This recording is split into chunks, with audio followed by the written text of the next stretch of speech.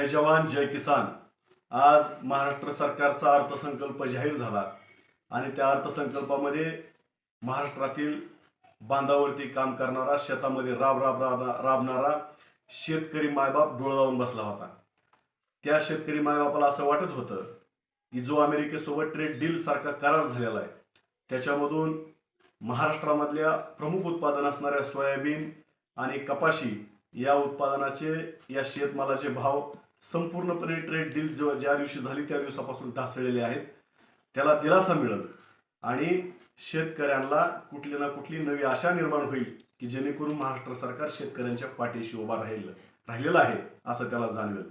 परंतु तसं झालं नाही। महाराष्ट्रातील सोयाबीन उत्पादक शेतकरी आणि कपाशी उत्पादक शेतकरी हे अडचणीत राहिलेला आहे। त्याचबरोबर सध्या परिस्थितीमध्ये जी काय इस्रायल आणि इराणचं युद्ध चालू आहे याच्यामध्ये केळी ही त्या ठिकाणी निर्यात बंद पडलेली आहे। तर त्या निर्यातीसाठी कुठली ना कुठली उपाययोजना महाराष्ट्र सरकार कळेल अर्थसंकल्पामध्ये अशी देखील शेतकऱ्यांना अपेक्षा होती, परंतु तशीही कुठली गोष्ट झालेली नाही। त्याचबरोबर सगळ्यात महत्त्वाची गोष्ट, हा महाराष्ट्र जवळपास जागतिक बाजारपेठेमध्ये सर्वात जास्त कांदा उत्पादन करणारा महाराष्ट्र आहे। त्या कांद्याचे भाव मागील अनेक महिन्यापासून सातत्याने ढासळत आहेत। आज अशी परिस्थिती आहे, एक बाटली जर घ्यायची म्हणलं पाण्याची तर तिची किंमत 20 रुपये आणि शेतकऱ्याचा कांदा मात्र 2 रुपये 5 रुपये किलोने जातोय।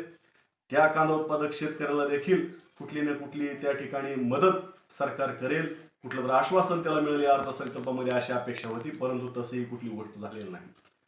मात्र या अर्थसंकल्पामध्ये अनेक मेट्रोच्या घोषणा या सरकारने केल्या।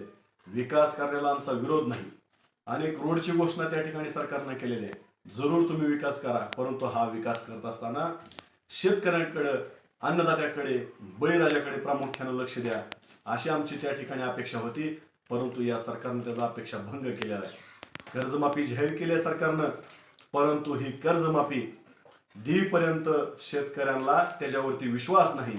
कारण आतापर्यंत सरकारनं अनेक घोषणा केल्या, त्या कुठल्याही घोषणेला पूर्णपणे त्या ठिकाणी 100% सरकार हे त्यामध्ये उतरलेलं नाही। त्याच्यामुळं हे कर्जमाफीचं लबाडाचं अवतार आहे, हे जेवल्याशिवाय मात्र काही खरं नाही अशी शेतकऱ्यांची भावना आहे। त्याच्यामुळं हा अर्थसंकल्प शेतकऱ्यांच्या तोंडाला पानं पुसणार आहे असा समज नव्हे तर ठाम विश्वास या महाराष्ट्रातील शेतकऱ्यांचा झालेला आहे। जय जवान जय किसान।